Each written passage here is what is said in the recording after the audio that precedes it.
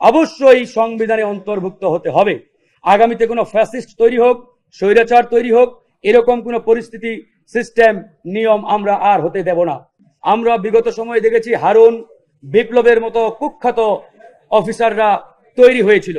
জাতীয় ঐক্যমত্য কমিশন একক কোনো ব্যক্তি, গোষ্ঠী বা দলের দিকে তাকিয়ে যদি কোনো সিদ্ধান্ত নেওয়ার চেষ্টা করে, সেই সিদ্ধান্ত কোনোদিন বাস্তবায়ন হবে না। জাতীয় ঐক্যমত্য কমিশনকে সবসময় মনে রাখতে হবে, তারা একটি রক্তক্ষয়ী গণঅভ্যুত্থানের মাধ্যমে গঠিত হয়েছে এবং তাদেরকে এই বিষয়টাও মাথায় রাখতে হবে, 2000 ছাত্র জনতার রক্তের বিনিময়ে আজকের এই বাংলাদেশ, আজকের এই জাতীয় ঐক্যমত্য কমিশন।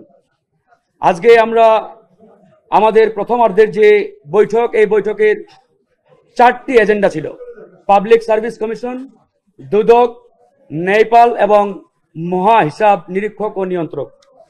বিগত সময়ের আমাদের যে একটি দীর্ঘ তিক্ত অভিজ্ঞতা রয়েছে, আপনারা জানেন, বিগত সময়ে এই সাংবিধানিক এবং সংবিধিবদ্ধ প্রতিষ্ঠানগুলোতে দলীয় নিয়োগের ফলে এই প্রতিষ্ঠানগুলোকে এক প্রকারের অকার্যকর এবং ধ্বংস করে দেওয়া হয়েছিল।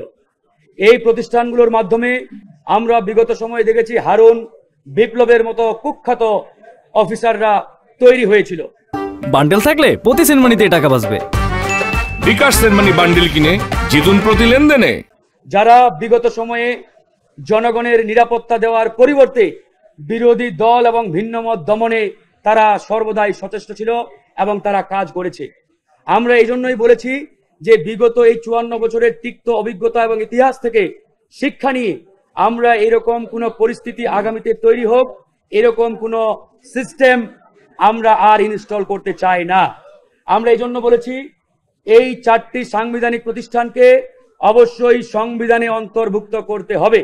কিন্তু জাতীয় ঐক্যমত্য কমিশনের আজকের বৈঠকে আমাদের বাংলাদেশের অন্যতম বৃহৎ একটি রাজনৈতিক দল বিএনপি, তারা গত মিটিংয়েই এই 4টি প্রতিষ্ঠান বা এই 4টি অর্গানকে সংবিধানে অন্তর্ভুক্ত করার বিরুদ্ধে তারা মতামত দিয়েছিল। আমরা তাদের মতামতকে গণতন্ত্রের সৌন্দর্যের জায়গা থেকে আমরা স্বাগত জানিয়েছিলাম এবং আমরা এটাও বলেছি যে এখানে যে রাজনৈতিক দলগুলো রয়েছে, প্রত্যেকটি রাজনৈতিক দলের মতামত অত্যন্ত গুরুত্বপূর্ণ। কারো মতামতকে খাটো করে দেখা, ছোট করে দেখার কোনো সুযোগ নেই। আবার কোনো একটি বা দুটো দলের মতামতকে ওটাই চূড়ান্ত মতামত, এটা ভাববারও কোনো কারণ নেই। গণতন্ত্রের সৌন্দর্য হচ্ছে ভিন্নমত থাকবে, দ্বিমত থাকবে, আবার কেউ একমত পোষণ করবে। তো বিএনপি যেহেতু শুরুতেই এই 4টি পয়েন্টে তারা ভিন্নমত পোষণ করে ওয়াকআউট করেছিলেন, তারা আলোচনা বর্জন করেছিলেন, আমরা গণতন্ত্রের সৌন্দর্যের জায়গা থেকে তাদের এই ওয়াকআউট পজিশনকে স্বাগত জানিয়ে আমরা আহ্বান জানিয়েছিলাম যে বিএনপি বাংলাদেশের বৃহৎ একটি রাজনৈতিক দল, সুতরাং তাদের উচিত হবে আলোচনায় অংশগ্রহণ করে আমাদের এই হাউসকে কনভিন্স করা যে এই 4টি বিষয় তারা কেন সংবিধানে অন্তর্ভুক্ত করার বিপক্ষে বা বিরুদ্ধে, এবং তারা সরকারি নিয়মে বা আগে যেভাবে যে নিয়মে এই প্রতিষ্ঠানগুলোতে নিয়োগ হতেন তারা সেই নিয়মটি বহাল রাখতে চান। এই বিষয়ে যদি আমাদের এই হাউসকে বিএনপি কনভিন্স করতে পারে, আমরা কনভিন্স হব। আর যদি না করতে পারে, আমরা যদি বিএনপিকে কনভিন্স করতে পারি, তাহলে বিএনপির উচিত হবে আমাদের সকলের এই হাউসের সিদ্ধান্তটা অ্যাকসেপ্ট করে আমাদের একটি নতুন বাংলাদেশ বিনির্মাণের দিকে এগিয়ে যাওয়া।